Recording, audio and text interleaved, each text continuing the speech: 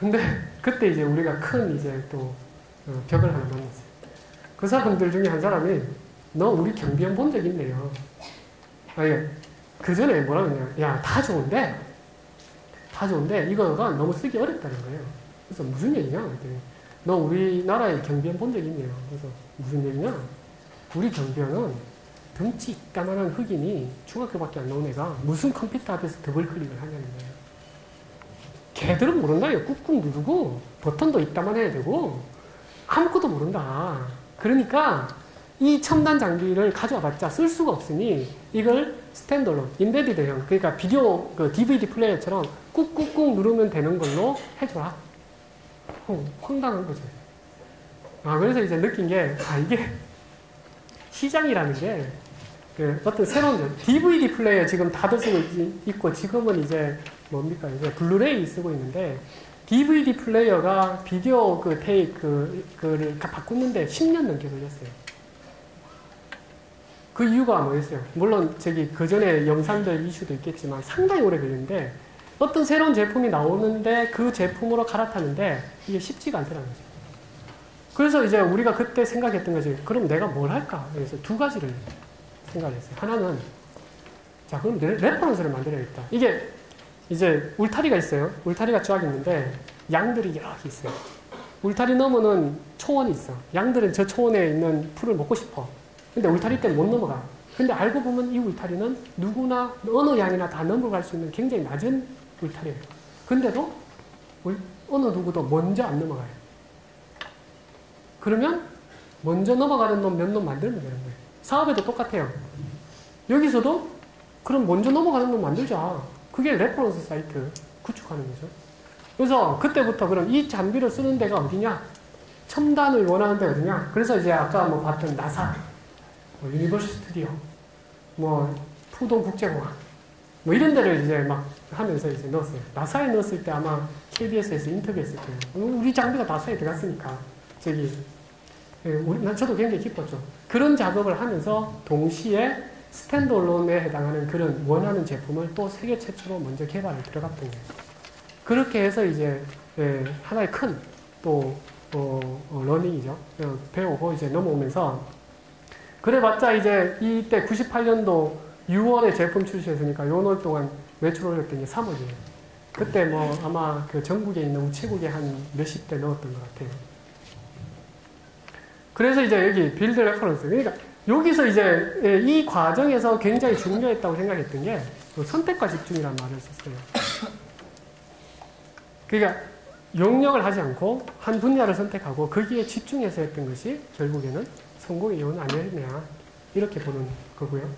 그 다음에 그 뒤에 이제 전략적 파트너십을 맺고 가서 99년도에 이제 나사, 유니버스 스튜디오, 푸동국제, 원자력 발전소 쭉 가고 있었는데, 그 대규모로 그 울타리를 넘는, 그러니까 이 양들이 다 넘어가는 기회가 오더라고요. 그게 언제 오냐니까 2000년에 시드니에서 올림픽이 열렸어요.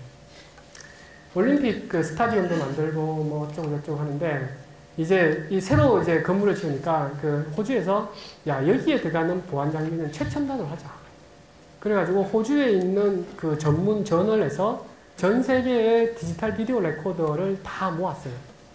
16개 업체가 나왔을 거예요. 전 세계. 우리나라에서 2개가 나왔고, 그 다음 미국 거기서 이제 16개를 갖다 놓고 테스트 했는데, 우리 회사 제품 1등을 했어요. 그러면서 이제 이 시드니 올림픽 주경기장 중간에 페리 항만, 그리고 올림픽, 오페라 하우스 이런 데 이제 우리께 싹 다 깔리게 돼요. 그래서 이제 재밌었던 거는 이 시드니 올림픽, 이게 이제 옛날에 아날로그 장비 대비해서 디지털로 가면 뭐가 되냐면, 아까 말했던 여러 가지 성능 중에 하나 더불어서 인터넷이 연결되죠. 그래서 예전에는 상상할 수 없었던 리모트, 세계 어디에서든 그 감시 영상을 볼 수가 있었어요. 그러니까 올림픽을 나는 다 볼 수가 있었던 거예요. 그래서 막 보고 있다가 그걸 어떻게 알고 올림픽위원회에서 잘라가지고 계속 못 봤는데, 하여튼 그 일이 있으면서 이제 첫 번째로 대규모로 나가기 시작한 거죠. 그래서 이제 그때 이제 매출 30억, 80억 이러면서 이제 제품이 이제 팔리기 시작했던. 그리고 마찬가지로 이제 스탠드얼론 제품을 개발하게 됐습니다.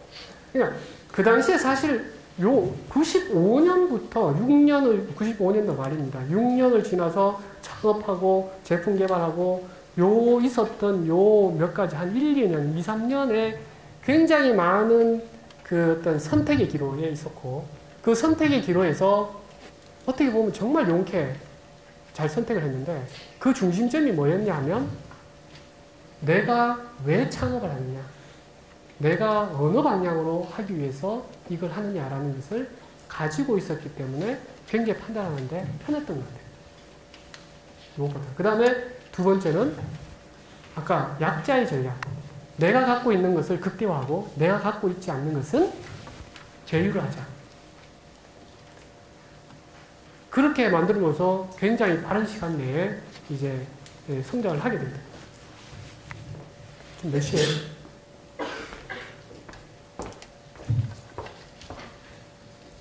시계가 없어서 내가 어디까지 지금 몇 시쯤 됐나요? 5시 반이면 시간 굉장히 많이 됐네.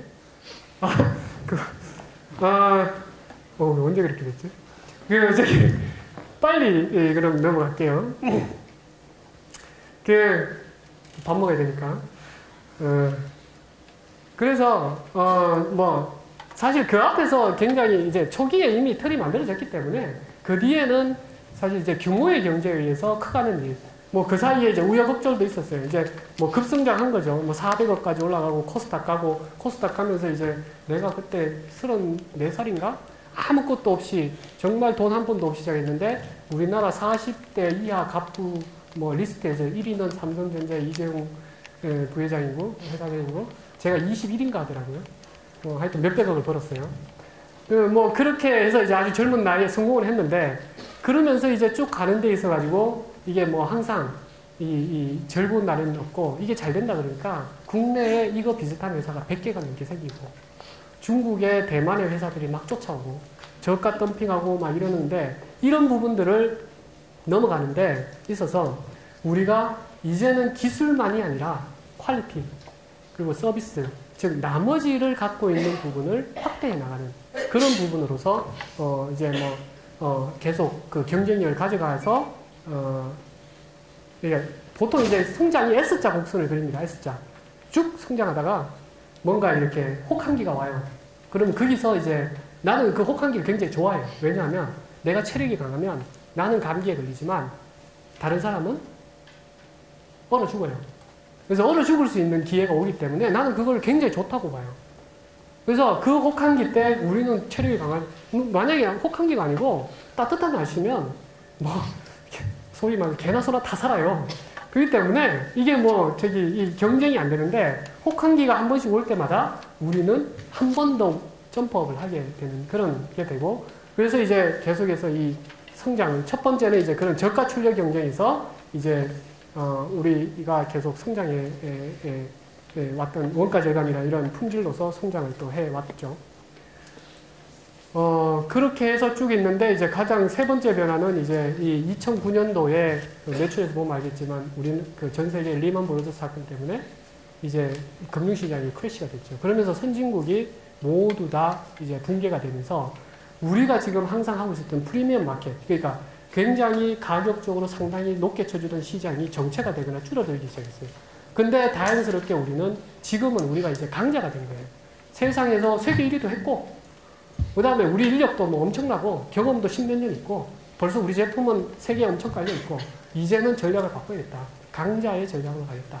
그래서 이제 브랜드 비즈니스, 그리고 직접 리테일 마켓에 직접 들어가는 시장을 시작했고, 그런 변화를 통해서 작년에 다시 40몇 % 성장하게 되고, 올해도 또 계속 성장하게 되고, 그리고 부족한 부분은 또 M&A를 통해서 확대해 나가고, 이런 부분들을 해서 지금의 이제 아이디스가 있게 됐다라고 생각을 하시면 됩니다. 앞에 사실 굉장히 많은 얘기를 해야 되는데, 적고 마지막으로 그냥 히든 챔피언 그 꿈과 도전에서 정리해서 조금 말씀을 드리면, 그러니까 결국의 기회는 변화에서 온다. 그 변화를 잘 봐야 보고 해야 되는데, 그 변화를 잡을 수 있는 건 가만히 잡을 수 있는 게 아니라 그 전에 충분히 내공을 쌓으십시오. 준비를 하고 그 준비를 통해 가지고 그 기회를 잡을 수 있다. 뻔히 아는 얘기인데 제가 그거에 아주 그 교과서적인 성공을 했던 케이스다. 이렇게 보시면 될 것 같고. 두 번째는 그 퓨전 인티그레이션 그랬는데 아까 말했죠. 이게 여러분이 학문을 한다면 첨단을 하세요. 첨단이라는 게 말 그대로 굉장히 뾰족한 계속 끝도 없이 하늘을 찌르는 학문적으로 올라가는 거예요. 근데 제품이라는 것은 이 첨단을 갖고 다 만들어지는 게 아니에요. 첨단 기술들 사이에 생기는 그 깊숙한 골짜기를 메워줘야만 제품이라는 게 완성이 돼요. 그래서 퓨전, 인티그레이션 하는데 여러분들이 보는 시각을 다양하게 볼 수 있는 시각을 내요. 제 같은 경우 첫 번째로 보면은 첫 번째는 이제 하드웨어, 소프트웨어를 볼 수 있었다는 거. 그 다음 두 번째는 엔지니어지만 경영학도로서의 마켓과 관련된 부분들을 그래도 나름 볼 수 있다는 것이 장점이 돼서 이렇게 성장하지 않았느냐라는 부분들이 이제 얘기할 수 있다는 거고요. 당연히 이제 타임 투 마켓, 마켓 오리엔티드 이런 얘기가 있는데 이거 말고도 좀 해주는 얘기가 많이 있습니다만은 시간이 이렇게 됐으니까 마지막으로 여러분들한테 좀 해주고 싶은 얘기가 우리나라 사실 잘 살기 시작한 지가 5,000년 역사에서 이만큼 잘 살 적이 나는 보기에 별로 없다고 생각이 돼요. 맨날 그 중국의 속국이었고, 속국이라고 하긴 좀 그렇지만, 하여튼 문물을 다 받아들였고, 일본이 사실 경제 대국이죠. 옛날부터 반일관념이 심하지만 사실 일본 대단한 민족입니다. 유일하게 일본을 무시하는 전 세계의 유일한 민족이 한국이죠. 다른 나라는 무시 안 합니다. 그리고 전 세계 유일하게 중국 애들도 무시 안 합니다. 중국 애들은 일본 애들 미워합니다. 미워할 뿐이지 무시하지 않습니다.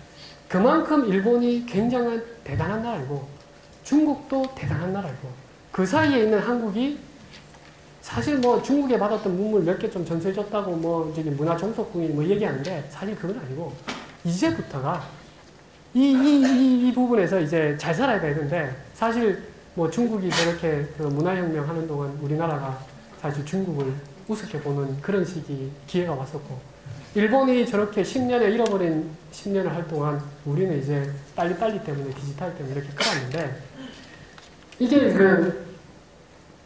이 여기 적혀있는 세계 패권이었는데 선진국들, 세계의 패권을 잡았던 나라들에 대해서 중국이 이제 강대국이 되기 위해서 중국 제1방송, 그러니까 CCTV라고 우리나라 KBS 같은 거죠. 거기서 이제 다큐멘터리를 만들었는데 그게 이제 대륙불기라는 아마 본 사람들이 있을 거예요.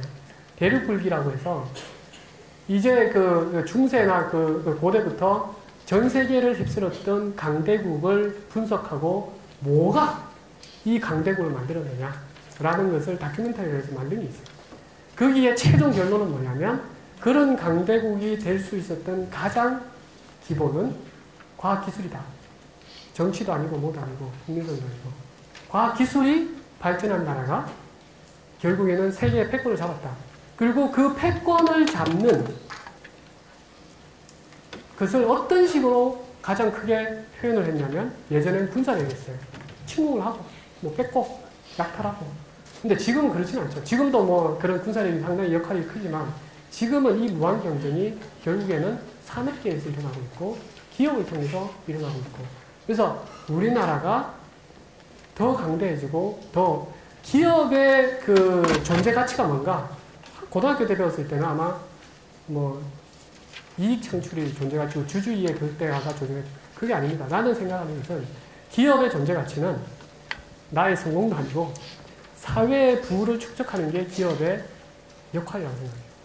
이 사회를 부유하게 만들어서 살기 좋게 만드는 가장 큰 역할을 할 수 있는 게 기업이고 그 기업을 통해서 이제 커가는데 우리나라에서는 대기업이 그 역할을 충분히 갖고 이제 여기서 한 단계 더 갈라 그러면 여러분들이 히든 챔피언 같은 즉 굉장히 많은 수백 개, 아까 1,000억 넘는 기업이 아니라 1조 이상 되는 기업이 향후 10년 뒤에는 100개만 나와준다면 그것이 100조가 되고 200조가 되고 그렇게 해서 우리나라가 밸런스가 맞는 그러니까 한쪽에 너무 지금 핀란드인가요?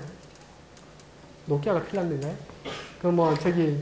노키아가 지금 날아가니까 그 나라 자체가 비천거리 그런 구조가 아니라 이 대한민국이 여러분들뿐만 아니라 그런 후세에도 강대국이 될 수 있는 것은 결국 이 기업 창업가 정신, 이걸 통해서 움직이는 거고, 사실 이걸 하다 보면 자연스럽게 또 자신도 부자가 됩니다.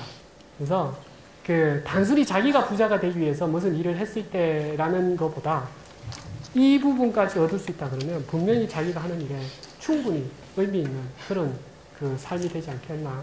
그래서 여기 계신 분들 다 창업하라는 얘기는 아니고, 이런 대기업뿐만 아니라 이런 분야에서도 세계적인 기업이 될 수 있는 그런 부분으로 좀 나와줬으면 하는 게 마지막으로 제가 드리고 싶은 얘기입니다. 감사합니다.